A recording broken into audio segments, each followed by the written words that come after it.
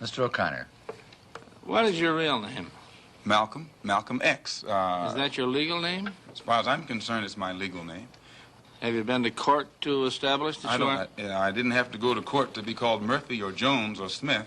Excuse me for answering you this way. That's all right. If a Chinese person were to say his name was Patrick Murphy, you would look at him like he's insane, because Murphy is an Irish name, a European name, or the name that has a Caucasian or white background.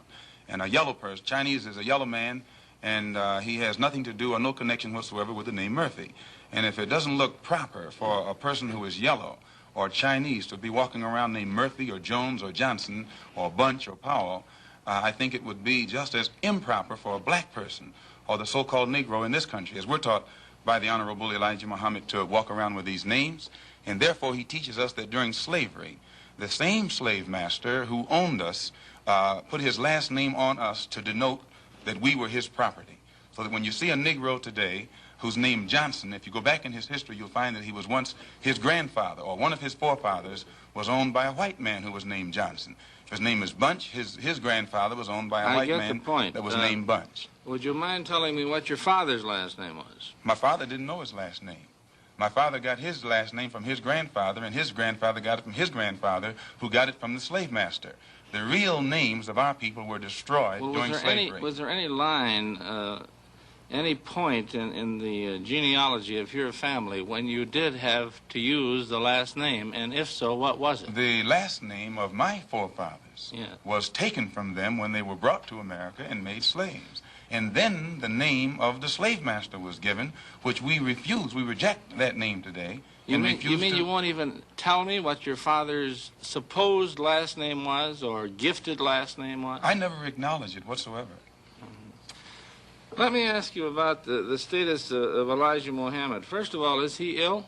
I spoke to him today. He is in better health than he has been. He's suffering from asthmatic bronchitis. Is that why he didn't attend your rally on last Tuesday? Yeah, the only reason that he didn't attend was his ill condition, and the weather here, especially on that particular day, was of such nature that it would have been almost insane for him to come. Well, now, did you hold that meeting last Tuesday because it coincided with the general election, the primary election? I think if you study the history of Mr. Muhammad's work and religious work in this country, we've had our convention on February the 26th every year for, I think, the past 33 years.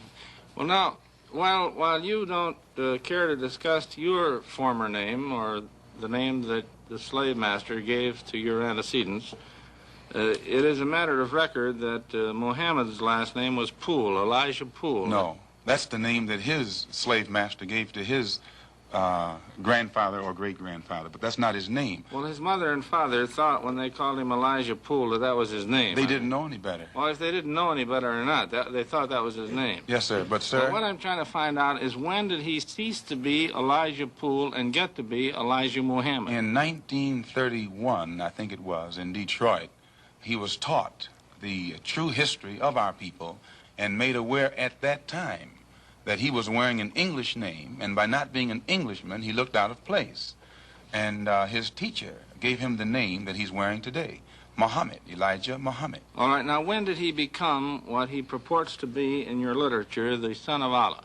I've never heard the Honorable Elijah Muhammad referred to as the son of Allah. The prophet of Allah. I've never heard him referred to as the prophet of Allah. What do you refer to him Messenger of Allah. All right, the messenger of Allah, and I appreciate the correction. Yes, he says that a prophet is somebody who predicts the future, and he's not predicting the future, whereas a messenger is someone who carries a message that has been given to him by one who authors that message. Why, now, who gave him the message, and to whom is it supposed to be delivered? Master W.F. Muhammad, the one who taught him, is the author of the message.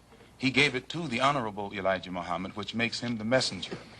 And he's to deliver that message of truth and righteousness to the 20 million American so-called Negroes, which means he's to teach us the truth, which will awaken us, and then show us how to live a life of righteousness, which will automatically qualify us for recognition as human beings by all other righteous human beings here on this earth. Well, now, one other question. With reference to what Mr. Hurlbut asked you a little bit ago, you took a very moderate position of wanting independence without having any hatred for the whites.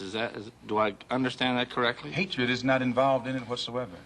Well, I recall in a recent plane crash, I mean 2 or 3 years ago, or less than that, a charter flight on Air France in which a group of people from Atlanta, Georgia, were, as they say in the business, as they took off from Orly Field. And you were quoted at that time as expressing great gratification that this tragedy had occurred. Do you recall that? I recall it. What did you say? Do you remember? The press misinterpreted it and misrepresented it. What did you say? They said that it was made at a Muslim meeting. It wasn't. It was made at a rally of Negroes, Baptist, Methodist, Catholic, and otherwise in Los Angeles, who were rallying to protest the brutal shooting of 7 unarmed Negroes and what did you by say? Heavily armed white policemen in the city of Los Angeles. And because we are a people who have been taught by the Honorable Elijah Muhammad to never carry weapons of any kind, but to get on God's side and rely on God to fight our battles for us, at the time that these brothers were shot down so brutally, I pointed out at the funeral of the brother who died that God would step in and take a hand in giving us some form of justice for the brutal killing of our brother. And when the plane crashed in France, I pointed out to the crowd at this rally that this was an act of God showing his wrath or complete resentment over the brutal form of injustice that had been inflicted upon our poor unarmed brothers. Were you saying that, or do you believe that? At that time, Dr. Billy Graham was in a crusade in Chicago, and the press, your papers here in this city, quoted Billy Graham of also saying that plane crash was an act of God. And if you take time to check the newspapers, I think that you'll find that this is correct. But no one thought that Billy Graham was so wrong when he attributed the crash of this plane to his God. But when we say that it come from our God, then we're looked upon as being, outrageous. I know, but you took the position that this was a matter of satisfaction to you for an injustice done against you, and I think that that's a trifle severe. We did not think that it was a coincidence that 120 of the whites on this plane came from the state of Georgia, a state that has the worst record in the history of America for the mistreatment of black people in this country. Worse than Mississippi? They maybe are a little less, Mississippi is a little less hypocritical today than Georgia, but both of them are still practicing the same thing.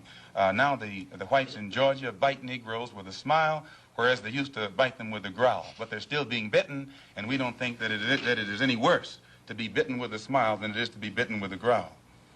Mr. Calvert. While we're on the subject of Mississippi, what is your organization's position of what happened in Mississippi in the past 6 months? Such as what? Such as the James Meredith incident and the enrollment of him in the university. Well, the Honorable Elijah Muhammad wants justice for every one of the 20 million so-called Negroes. And to just take one Negro and stick him in college with the aid of 15,000 troops and at a cost of $6,000 is a disgrace. It's a waste of taxpayers' money. It's a farce. It's hypocrisy. Because if it's right for one Negro to be forced into that university, then every Negro in the state of Mississippi who is qualified has the same right to go to that university. And if the government is not ready and willing to enforce the right of every Negro in the state of Mississippi, then, in my opinion, sir, it's only hypocrisy to pretend that they are for justice by pushing one Negro in and blowing it up all over the world to make it look like they're solving the problem when millions of black people in that state are still going to segregated schools and getting an inferior education.